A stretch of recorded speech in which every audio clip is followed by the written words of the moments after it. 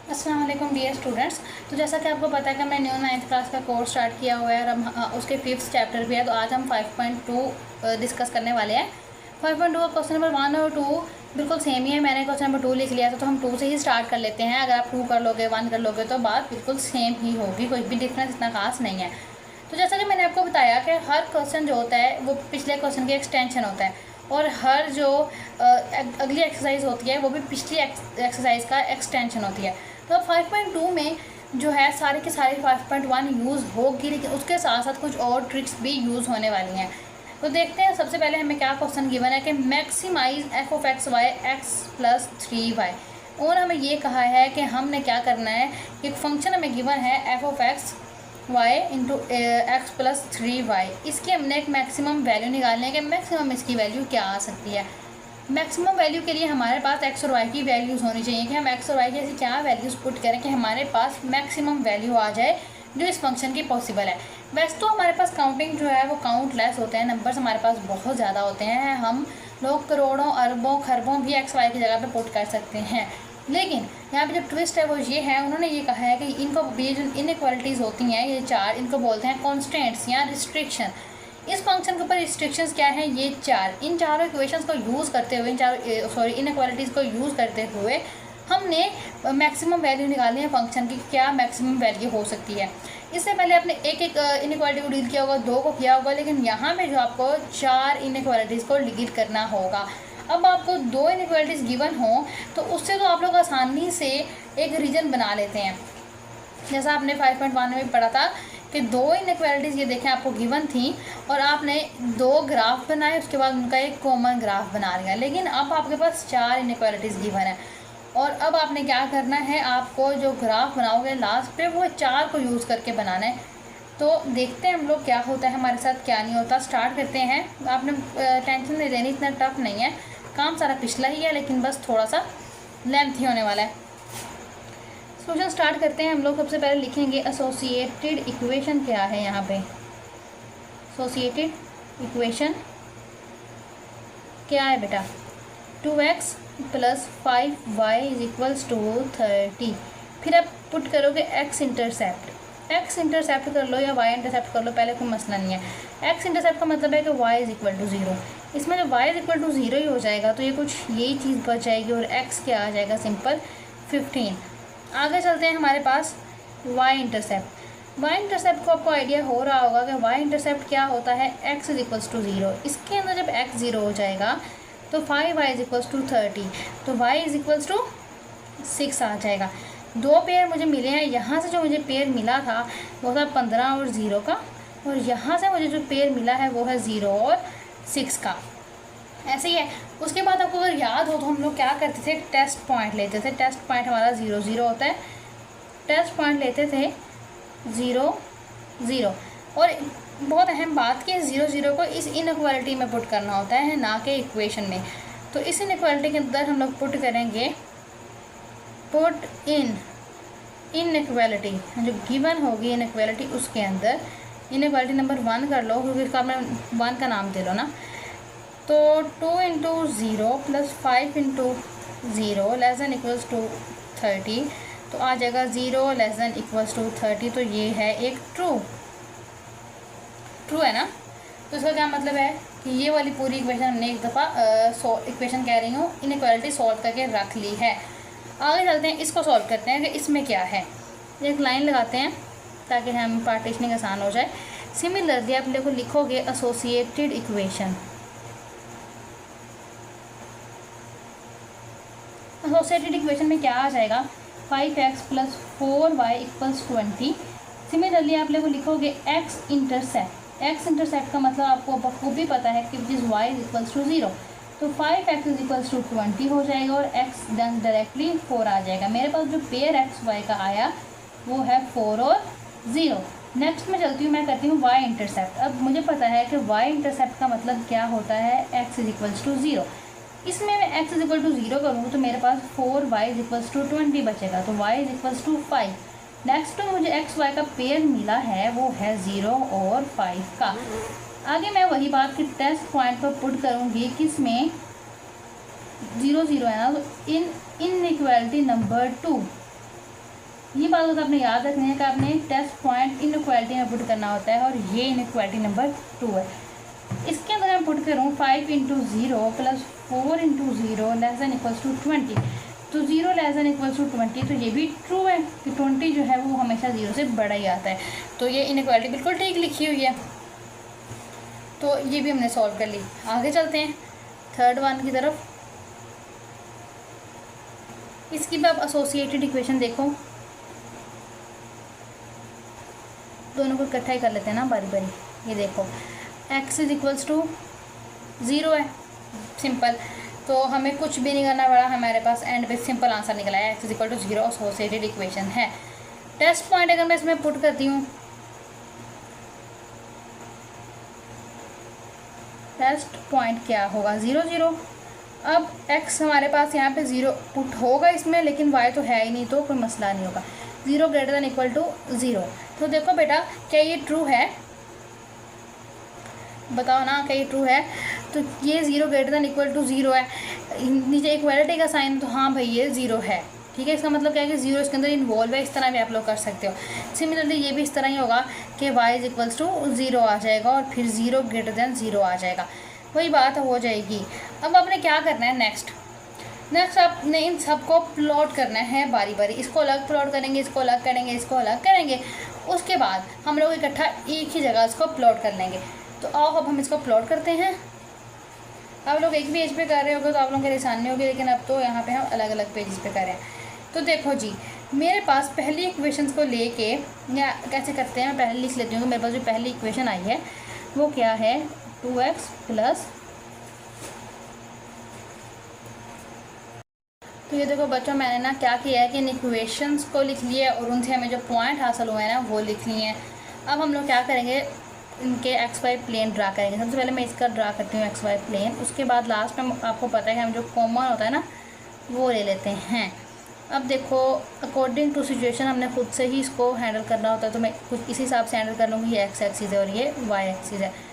ये इसको मैं 3 लिख लेती हूँ, इसको 6 लिख लेती हूँ, क्योंकि मुझे खुद ही हैंडल करना है।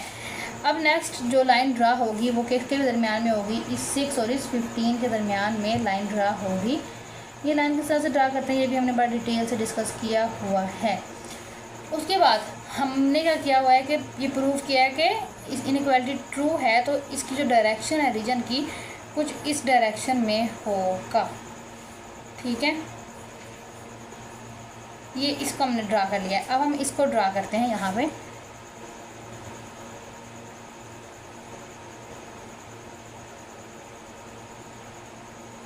टू कर लो, 4 कर लो, -1 कर लो, इसको हम लोग 1 कर लेते हैं। ये पॉइंट हमारे उसके बाद 5 हो जाता है। हमारी अपनी मर्जी है, जैसे मर्जी हम नंबरिंग दे सकते हैं, लेकिन सीक्वेंस फिर वही रखना है। अच्छा जी, उसके बाद ये लाइन हमने ड्रा कर ली। इस लाइन ड्रा करने के बाद हमें ये पता है कि इसकी डायरेक्शन भी कौन सी है, ये नीचे को ही है, ये इस तरह ही है, ठीक है। उसके बाद आगे देखते हैं, इसका है x इज इक्वल्स टू 0 थी, इसकी y इज इक्वल्स टू 0 थी, जैसा कि आपको पता है कि ये वाले पॉइंट्स थे। इन दोनों को ड्रा करते हैं। ये देखो आपको पता है कि x इज इक्वल टू 0 किस लाइन पे है और y इज इक्वल टू 0 किस लाइन पे है। ये x एक्सिस है तो यहाँ पे y इज इक्वल टू 0 होगा, और जो कि ये y एक्सिस है तो यहाँ पे x इज इक्वल्स टू 0 होगा। तो x इज इक्वल टू 0 का मतलब कौन क्या है, ये वाली लाइन है, ठीक है। अगर ये वाली लाइन है तो इसका जो रीजन बनेगा क्या है, ग्रेटर दैन इक्वल टू 0 है ना, तो x से बड़े किस डायरेक्शन में होंगे, इस डायरेक्शन में। ये सारे के सारे x से मतलब कि 0 से बड़े हैं ना, तो कुछ इस तरह इसका सोल्यूशन रीजन आएगा, है ना। उसके बाद मैं इसका ड्रा करूँगी y वाले का। सिमिलरली मैं एक बना लूँगी ऐसे ही, ये y एक्सिस होगी और ये x एक्सिस है, और यहाँ पे ही y एक्सिस इक्वल टू 0 है, यहाँ पे y इज इक्वल्स टू 0 होगा। अब y इज इक्वल टू 0 वाली लाइन ये है, ठीक है। बड़े चाहिए तो मतलब कि y पॉजिटिव कहाँ पे होगा, यहाँ पे होगा, यहाँ पे y पॉजिटिव है ना वैल्यू ऊपर को। अब हमने क्या किया, इन चारों को ही ड्रा कर लिया है। अब इन चारों को हमने इकट्ठा एक ही XY प्लेन पे ड्रा करना है और बात ख़त्म कर देनी है। तो आओ हम इसे एक ही XY प्लेन पे ड्रा करते हैं। मैं यहाँ पे एक लाइन लगा लेती हूँ ताकि हमें समझने में आसानी हो जाए। एक ही लाइन पे ड्रा करने के बाद भी काम ख़त्म नहीं होना, उसके बाद भी जारी ही रहेगा काम। ठीक है, अब देखो हमने अपनी मर्ज़ी से हिसाब लगा लेना है, जैसे हमें अकॉर्डिंग टू सिचुएशन हमें थोड़ा सा समझ आ रहा होगा वैसे ही। इसको मैं लिख लेती हूँ 5 है जी, ये 10 है, उसके बाद ये 15 है, इसको लिख लेते हैं 3 है, 6 है, 9 है ना। उसके बाद बस ठीक है, इतना बहुत है। ये x एक्सिस है और ये वाली y एक्सिस होती है। सबसे पहले लाइन जो हमें चाहिए वो 6 और 15 के दरमियान वाली लाइन है, तो मैं यहाँ पे लगा लेती हूँ ये 6 और ये 15 के दरमियान वाली लाइन इस तरह से। और इस लाइन का जो नाम है ना, जो इक्वेशन है, जो इनइक्वालिटी है, वो आपने साथ लिख देनी है कि वो है 2x + 5y <= 30 वाली इनइक्वालिटी लिख दी। आगे चलते हैं, लाइन किसके दरमियान में है, 5 और 4 के दरमियान में। 5 कहाँ होगा, 6 से थोड़ा सा नीचे, 4 का होगा 5 से थोड़ा सा पीछे। तो एक लाइन आप ड्रा करोगे कुछ इस तरह के, वो यहाँ से पास आउट होगी, है ना। तो ये वो जो लाइन अभी आपने लिए किस इनइक्वालिटी से आई थी, इस इनइक्वालिटी से आई है। आप इसको लिखोगे 5x + 4y <= 20। उसके बाद इन दो लाइंस को लगाने की ज़रूरत नहीं है, मतलब ये है कि इसको थोड़ा सा प्रोमिनेंट कर लो कि ये लाइन भी इंक्लूड है और ये लाइन भी इंक्लूड है। अब यहाँ पे मैं आपको एक आसान सी ट्रिक बताने लगी हूँ कि क्या करना है। अब ना ये x > y और 0 और y > 0 जो है ना, वो इस बात को इंडिकेट करते हैं कि जो सोल्यूशन रीजन होगा ना, वो सिर्फ फर्स्ट क्वाड्रेंट में होगा। मतलब कि पहले हिस्से में जो कॉमन एरिया आएगा चारों का, सिर्फ वो। ये लाइन जो है 6 वाली और 15 वाली की जा रही है नीचे को, मैं नीचे को बना देती हूँ। ठीक है, मैंने ना नीचे को बना दी पकड़ के। उसके बाद ये वाली जो लाइन है ये भी नीचे को ही है ना, ये वाली लाइन मैंने नीचे को बना दी, ये लो। उसके बाद एक लाइन है जो इस डायरेक्शन में है ना, एक्स वाली, ये वाला ग्राफ क्या है, ऊपर वाली डायरेक्शन को है। अब आपने यहाँ से इस जो हमने गंद मचा लिया है, इसके अंदर से आपने वो रीजन निकालना है जहाँ पे ये ग्राफ भी हो, ये ग्राफ भी हो, ये वाला भी हो और ये वाला भी हो। ठीक है जी। अब वो ग्राफ का हिस्सा कौन सा है वो हमें ध्यान से देखना पड़ेगा। ध्यान से देखने पे हमें मालूम हुआ कि वो ग्राफ का हिस्सा सिर्फ और सिर्फ ये वाला है। ये वाला ग्राफ का हिस्सा वो हिस्सा है जहाँ पे तीनों कह रही हूँ, चारों जो हैं वो इंटरसेक्ट होते हैं ग्राफ। तो इसको थोड़ा सा क्लीन करके बना लेते हैं। देखो जी, अब कॉमन रीजन कौन सा है, सिर्फ यहाँ से यहाँ तक ये वाला और ये वाला हिस्सा कॉमन है। यहाँ पे एक बहुत अच्छी ट्रिक जो यूज़ होती है वो ये है कि आपने ना इस पहले हिस्से के अंदर जो चारों ग्राफ का कॉमन चीज़ होगी, ये पहले हिस्से के अंदर जो दो ग्राफ ये वाले होते हैं मेजर, इनकी जो कॉमन चीज़ होती है ना, आपने वो ले लेनी होती है। तो इन दो की कॉमन चीज़ ना यही वाली है, तो इसलिए हम लोगों ने ये ले लिया। इन दो को निगलेक्ट भी कर सकते हैं, सिर्फ इस सूरत में कि जब हम ये दिमाग में रखें कि हमें सिर्फ फर्स्ट क्वाड्रेंट में ही काम करना है। तो अब उसके बाद यहाँ पे काम ख़त्म नहीं होता, हमने इसकी मैक्सिमम और मिनिमम वैल्यू भी निकालनी थी। जो अब आपका ये रीजन आया है, सोल्यूशन रीजन आपका आया है, इसके आपने देखना है कॉर्नर पॉइंट कौन से हैं। कॉर्नर पॉइंट देखने जहाँ पे कोई नोक शोक बन रही होगी, तो वो देखते हैं कौन कौन से हैं। एक तो कॉर्नर पॉइंट है हमारे पास ये वाला कॉर्नर पॉइंट है, एक कॉर्नर पॉइंट है ये वाला और एक ये वाला है। ये तो आपको पता है क्या है, 0 0। ये वाला कॉर्नर पॉइंट क्या था, ये था 0 और 5 वाला, और ये वाला कॉर्नर पॉइंट क्या था, 4 और 0 वाला, ये वाला जो था। ये तीन जो है हमारे पास आ गए हैं कॉर्नर पॉइंट्स। कॉर्नर पॉइंट्स कौन कौन से यहाँ पे लिख लेते हैं, 0 5 4 0, साथ में 0 0। अब हमने क्या करना था, हमने मैक्सिमाइज़ करना था, मैक्सिमम वैल्यू किसी फंक्शन की फाइंड करनी थी। अब हमने ना वो जो फंक्शन था f(x,y) हमारे पास जो भी गिवन था, हम देखते हैं वो क्या था। ये था x + 3y।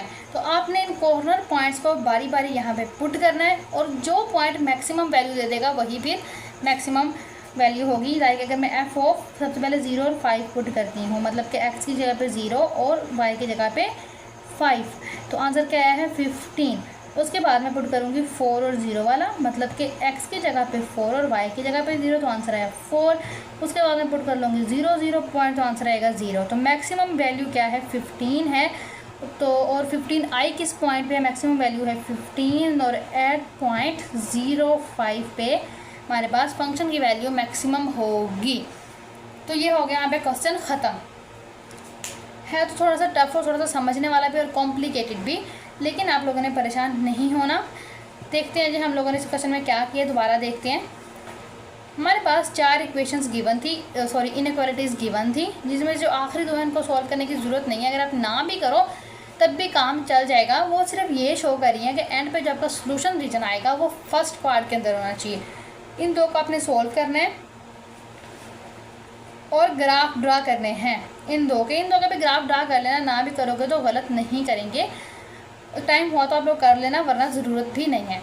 उसके बाद आपने इन दोनों लाइनों को ड्रा करना है, एक और ग्राफ पे उनका कॉमन रीजन निकालना है।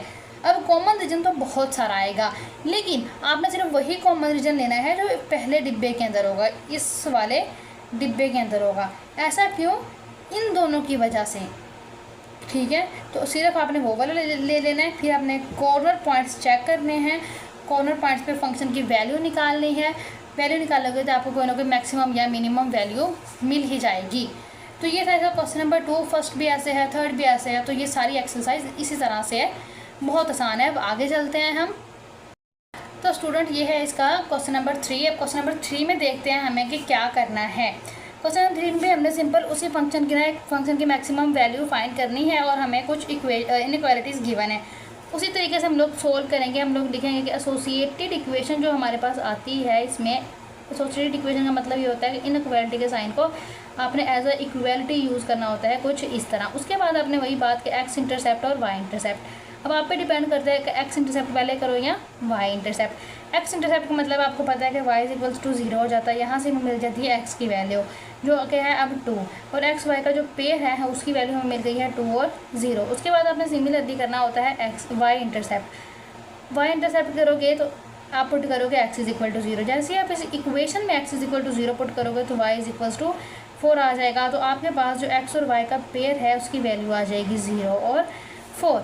सबसे इंपॉर्टेंट और मोस्ट इंपॉर्टेंट चीज़ हमारे जो हमारे ग्राफ में हमें हेल्प करती है वो होता है टेस्ट पॉइंट। अब टेस्ट पॉइंट हम लोग क्या लेते हैं, हमेशा ओरिजिन या 0 0 लेना होता है और इसको पुट करना होता है इनइक्वालिटी में, इक्वालिटी में नहीं इनइक्वालिटी में, और वो भी 1 वाली में, जैसे कि हम उसे नाम दिया हुआ है। 2 इंटू 0 करेंगे प्लस 0 करेंगे तो लेस दैन इक्वल्स टू 4। तो overall 0 less than equals to 4 आ जाएगा जो कि ट्रू है। आगे चलते हैं, हम लोग इस इनइक्वालिटी को सॉल्व करेंगे। इस इनइक्वालिटी को सॉल्व करने के लिए वही बात बिल्कुल आप लोग लिखोगे कि एसोसिएटेड इक्वेशन का मतलब मैं आपको पहले भी बता चुकी हूँ कि हमने इनइक्वालिटी को इक्वालिटी में करके यूज़ करना होता है कुछ इस तरह से। ये इक्वेशन हो जाएगी। अब देखो इसमें मैं एक्स इंटरसेप्ट का देखती हूँ कि इंटरसेप्ट क्या बनता है। एक्स इंटरसेप्ट का मतलब मैं आपको बता चुकी हूँ कि वाई इज इक्वल्स टू 0। अगर मैं यहाँ पे वाई 0 पुट कर लूँ तो क्या आ जाएगा 4x minus x is equals to 0 और 3x इज इक्वल्स टू 0। तो ये आंसर क्या आया है, x इज इक्वल टू 0। तो और x और y का जो पेयर है ना वो आ गया है 0 0।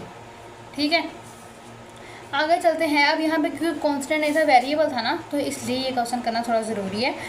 आगे चलते हैं हम y इंटरसेप्ट पे। y इंटरसेप्ट क्या कहता है, y इंटरसेप्ट पे हमने x is equal to 0 put करना है। जहाँ जहाँ पे x है ना वहाँ पे 0 पुट कर दो तो आ जाएगा कि 0 माइनस वाई इक्वल टू 0। तो y क्या आ जाएगा 0। अगेन जो हमारे पास जो पॉइंट आया है वो फिर आ गया है 0 0।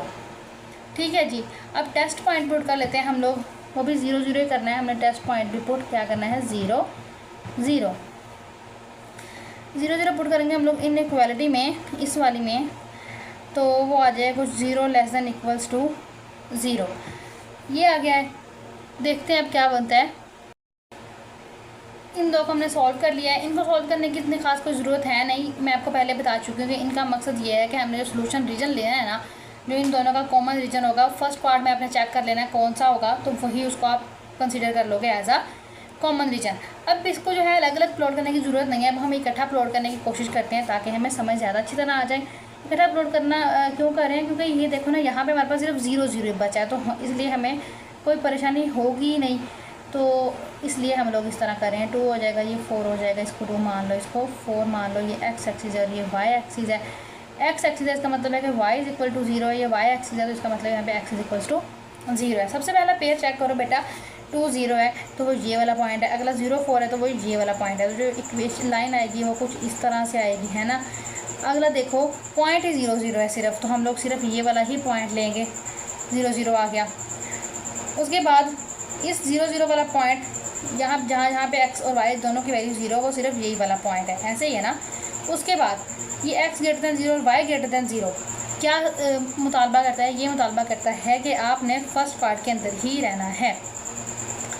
इनके अगर ग्राफ देखे जाए ना, फॉर एक्स का अगर मैं इस वाले का ग्राफ देखूँ तो वो कुछ बनता है इस तरह का ऐसे, और अगर मैं वाई वाले का ग्राफ देखूँ तो वो कुछ इस तरह से बनता है। तो हमारे पास जो कॉमन रीजन आता है ना बेटा, वो यहाँ पे यही वाला आता है, जैसे कि पिछले सवाल में आया था। सिमिलरली उसी तरह कॉमन रीजन यही वाला बन जाना है हमारा। अगर आप उसको अलग अलग ड्रा करके भी देखो तब भी आपको पता चल जाएगा कि कॉमन रीजन यही वाला है। अब कॉमन रीजन के बाद आपने देखना है कि हमारे पास कौन कौन से कॉर्नर पॉइंट्स आए हैं, क्योंकि हमने मैक्सिमम और मिनिमम वैल्यू भी तो फाइंड करनी है ना। कॉर्नर पॉइंट्स देखते हैं हम लोग। पहला कॉर्नर पॉइंट मुझे मिला है ये वाला, तो ये है 0 और 4 एक कॉर्नर पॉइंट है। दूसरा कॉर्नर पॉइंट कौन सा, ये वाला है विच इज़ 2 and 0, और एक कॉर्नर पॉइंट ये वाला है विच इज़ 0 and 0।